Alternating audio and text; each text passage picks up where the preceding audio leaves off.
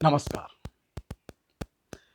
किसी ने क्या खूब कहा है कि नो लाइफ विदाउट स्ट्रगल, यानी कि संघर्ष के बिना आपका जीवन बेकार है। आपको अपनी लाइफ लग्जरी बनानी है, आपको अपनी लाइफ आपके मन मुताबिक बनानी है, तो संघर्ष की भट्टी में तप कर निखरना तो होगा। पर कभी कभी संघर्ष करने वालों की भी हार होती है। कभी कभी संघर्ष करने वाले भी अपने मिशन में असफल हो जाते हैं। लेकिन संघर्ष का दामन कभी नहीं छोड़ना चाहिए। एक उम्मीद के साथ संघर्ष का दामन पकड़े रहो। एक उम्मीद अपने अंदर जगाए रखो कि जब तक आखिरी मौका मेरे हाथ में है तब तक सफलता मेरे साथ है। इसलिए किसी ने कहा है कि हार के आगे जीत है। हमेशा अपनी हार के आगे अपनी जीत को खड़ा हुआ देखना चाहिए। तब हाथ से जाता हुआ मौका भी आपके हाथ में आ जाता है। दोस्तों, आज ऐसे ही संघर्ष की एक छोटी सी कहानी मैं आपके साथ साझा करूंगा। ये कहानी एक बेरोजगार युवक की है, जिसका एक ख्वाब था, जिसका एक सपना था, जिसकी अपनी एक ख्वाहिश थी कि मैं सरकारी नौकरी करूंगा। सिर्फ उसका सपना नहीं था, सिर्फ उसका ख्वाब नहीं था, वो उन सपनों को पूरा करने के लिए दिन रात प्रयास भी कर रहा था, मेहनत भी कर रहा था, पढ़ाई भी कर रहा था। उस बेरोजगार युवक ने दोस्तों एक नहीं अनेक प्रतियोगी परीक्षाएं दी, लेकिन हर परीक्षा में वो फेल हो गया। कभी एक नंबर से तो कभी दो नंबर से। और जब वो लगातार फेल होने लगा तो उसके मन में भी एक बार कुंठा ने जन्म लिया। वो भी इस अवसाद में जाने लगा कि शायद मेरी किस्मत में नौकरी नहीं है सरकारी। शायद मैं दुनिया का सबसे बदनसीब वो इंसान हूँ जिसके नसीब में सरकारी नौकरी होती नहीं है। लेकिन उसने उम्मीद के दामन को थाम कर रखा था। उसने अपनी पढ़ाई और अपने प्रयासों को छोड़ा नहीं था। कहीं ना कहीं उसे ये उम्मीद थी कि मैं अब की प्रयास करूंगा, अब की प्रतियोगी परीक्षा दूंगा तो उसमें सफलता ज़रूर मिलेगी। दोस्तों, इसी उम्मीद के साथ वो परीक्षाएं देता रहा, देता रहा, देता रहा और फेल होता रहा। और जब उसकी आयु का समय मात्र 1 महीना बचा, तब उसे थोड़ी निराशा हुई इस बात की कि अगर ये महीना भी निकल गया तो फिर मुझे सरकारी नौकरी नहीं मिलेगी, क्योंकि मैं ओवर एज हो जाऊंगा, मेरी आयु बढ़ जाएगी। इस चीज़ को लेकर उसके मन में एक अवसाद तो आया, लेकिन उसने अपनी उम्मीद को नहीं छोड़ा। और वो यही प्रयास करता रहा कि इस महीने में अगर मुझे चांस मिल गया तो मैं अपना पूरा प्रयास करूंगा उस जॉब को पाने का, क्योंकि इसके बाद फिर मुझे मौका कभी नहीं मिलेगा। और कहते हैं जहां चाहा वहां रहा। दोस्तों, अचानक से उसने एक खबर पढ़ी कि किसी आदिवासी स्कूल, गांव के अंदर एक जूनियर स्कूल खोला गया है। वहां पर एक टीचर की नियुक्ति की गई और उस टीचर को वहां के बच्चों ने भगा दिया। पढ़ाई नहीं करी उस टीचर से। तो शिक्षा विभाग ने वहां दूसरे टीचर को भेजा।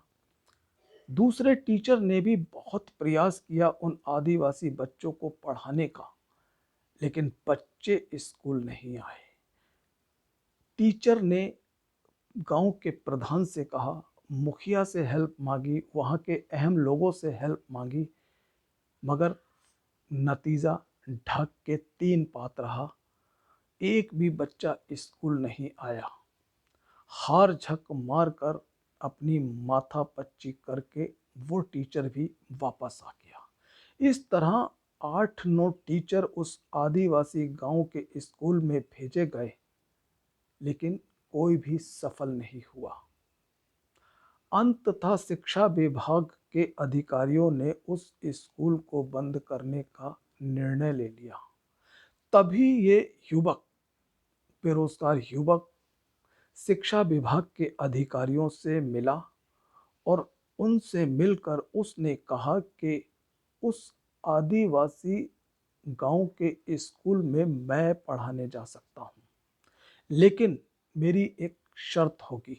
अगर मैंने वहाँ के बच्चों को अपने अनुरूप ढाल लिया, उनको स्कूल आने की आदत डाल ली, उनको पढ़ने लिखने का शौक लगा दिया, उनको स्कूल के नियमों का पालन करना सिखा दिया, तो आपको उस स्कूल में बतौर शिक्षक मेरा अपॉइंटमेंट करना होगा।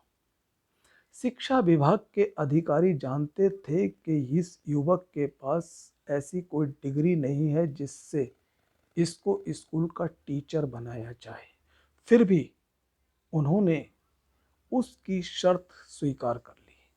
उनको मालूम था कि जब 8-9 टीचर उस स्कूल में जाके बच्चों को पढ़ा नहीं पाए, बच्चों को स्कूल ला नहीं पाए, तो ये क्या कर लेगा। फिर भी उन्होंने उसकी शर्त मान ली कि ठीक है, अगर तुम बच्चों को स्कूल ले आते हो, उनके अंदर स्कूल आने की आदत डाल सकते हो, उनके अंदर पढ़ने लिखने की आदत डाल सकते हो और नियमित बच्चे स्कूल आने लगेंगे, स्कूल के नियमों का पालन करने लगेंगे, तो तुम्हारा बतौर शिक्षक वहाँ अपॉइंटमेंट कर दिया जाएगा। दोस्तों, अपॉइंटमेंट की मिलते ही, स्वीकृति मिलते ही वो युवक आदिवासी गांव में पहुंच गया। पहुंचते ही उसने सबसे पहले वहां के प्रधान, मुखिया और अहम लोगों से संपर्क करके उन बच्चों को एक जगह इकट्ठा किया और उनसे कहा कि मैं तुम्हें पढ़ाने नहीं आया हूँ, मैं तुम्हें स्कूल ले जाने के लिए नहीं आया हूँ, मैं तुम्हारे साथ खेलने के लिए आया हूँ, मैं तुम्हारे साथ दोस्ती करने के लिए आया हूँ। क्या तुम मुझसे दोस्ती करोगे? बच्चे खुश हो गए, सब ने हाथ उठा दिया कि हाँ, हम आपसे दोस्ती करेंगे। टीचर ने कहा तो ठीक है, कल फला फला जगह पहुंच जाना। सारे बच्चे दूसरे दिन सुबह को एक मैदान में पहुंच गए। टीचर ने कहा कि तुम्हारे को जो खेल अच्छा लगता है खेलो, मैं भी तुम्हारे साथ खेलूंगा। पूरे दिन टीचर उनके साथ खेल खेलता रहा, जो बच्चे खेलते रहे खेलता रहा। लास्ट में उसने कहा कि ठीक है, अब तुम अपने अपने घर जाओ, कल फिर हम यहाँ पे मिलेंगे। और दूसरे दिन फिर सारे बच्चे वहाँ समय से पहले इकट्ठे हो गए और उन बच्चों के साथ वो खेलता रहा, उनसे दोस्ती करता रहा, उनके मन में अपने प्रति एक प्यार, एक अपनापन डालता रहा। और जब बच्चों ने उससे दोस्ती कर ली, तब उसने उनसे कहा कि ठीक है, कल हम लोग एक आम के बाग में चलेंगे। और वो दूसरे दिन उन सब बच्चों को एक आम के बाग में ले गया और बोला, कौन कौन इस पेड़ पर चढ़ना जानता है? सब बच्चों ने हाथ उठा दिया कि सर, हम चढ़ जाएंगे, हम चढ़ जाएंगे। उसने कहा ठीक है। एक बच्चे से कहा कि तुम ऊपर चढ़ो और ऊपर से एक एक आम करके नीचे फेंको, और जब भी आम फेंको तो गिन के फेंकना, कि हम देखना चाहते हैं कि तुमने कितने आम तोड़े। और बच्चों से नीचे कह दिया कि तुम भी आम को गिनना। और उसने साथ में एक बात और कही कि तुम आम के बाग के मालिक से बिल्कुल मत घबराना, मैं उससे बात कर चुका हूँ, मैं इन आमों की कीमत उसको दे दूंगा।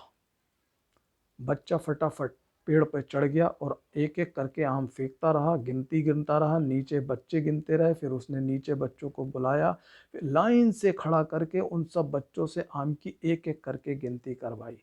फिर 2-2 करके कराई, फिर 3-3 करके, 4-4 करके। इस तरह उसने उन बच्चों को गिनती गिनने की आदत डाल दी। फिर उसने उन्हीं आम के माध्यम से उनको पहाड़े गिनना सिखा दिए। इस तरह उसने उन बच्चों को खेल-खेल में ABCD, आवा सादा और बहुत सारी चीज़ें कंठस्थ करा दी। उन्हें किताब पढ़ने का शौक चढ़ा दिया। उन्हें स्कूल आने का शौक चढ़ा दिया खेल-खेल में। और 15 दिन के अंदर वो बच्चे स्कूल आने लगे, टाइम पर स्कूल आने लगे, नहा धोकर स्कूल आने लगे, पढ़ाई में रुचि लेने लगे, स्कूल के नियमों का पालन करने लगे। गांव वाले भी आश्चर्य में, सब लोग आश्चर्यचकित कि ये कैसा चमत्कार हो गया।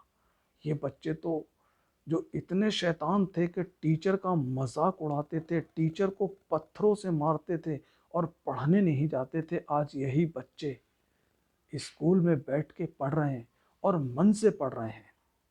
जब सब कुछ ठीक ठाक होने लगा तब वो युवक शिक्षा विभाग के अधिकारियों से मिला और उनसे कहा, सर अब आप जाके स्कूल और स्कूल के बच्चों को चेक कर लें। अगर बच्चों ने पढ़ने की आदत डाली है, स्कूल के नियमों का पालन करने की आदत डाली है, नियमित स्कूल आने की आदत डाली है, तब आप मेरा अपॉइंटमेंट कर लेना, अन्यथा मैं आपसे अपॉइंटमेंट नहीं मांगूंगा। शिक्षा विभाग के अधिकारी अचानक उस स्कूल पहुंचते हैं और उन बच्चों का टेस्ट लेते हैं। वो बच्चे टेस्ट में एकदम 100% पास होते हैं। शिक्षा विभाग के अधिकारी भी आश्चर्य में कि ये सब चमत्कार कैसे हो गया। फिलहाल उन्होंने उसकी शर्त मानी और कहा कि ये नियम विरुद्ध है, फिर भी हम किसी भी तरह से शासन प्रशासन से कहकर तुम्हारा अपॉइंटमेंट कर रहे हैं। और दोस्तों, आखिरी समय में जब उसकी उम्र का आखिरी पड़ाव था, जॉब की उम्र का, उसे एक सरकारी नौकरी मिल गई। उसका ये सपना पूरा हो गया। कैसे हुआ उसका ये सपना? क्योंकि उसने उम्मीद का दामन नहीं छोड़ा, संघर्ष का साथ नहीं छोड़ा और निरंतर प्रयास करता रहा और उसको अपनी सफलता अपने सामने दिखाई देती रही और उसने हार को भी जीत में बदल दिया। ऐसे बहुत से युवा हैं जो संघर्ष तो करते हैं लेकिन असफल होने के बाद निराश हो जाते हैं, हताश हो जाते हैं। ऐसे युवाओं के लिए ये कहानी प्रेरणा का एक स्रोत है। इस बेरोजगार युवक से ऐसे युवाओं को प्रेरणा लेनी चाहिए। दोस्तों, आपको ये कहानी कैसी लगी मुझे कमेंट बॉक्स में आकर ज़रूर बताइएगा।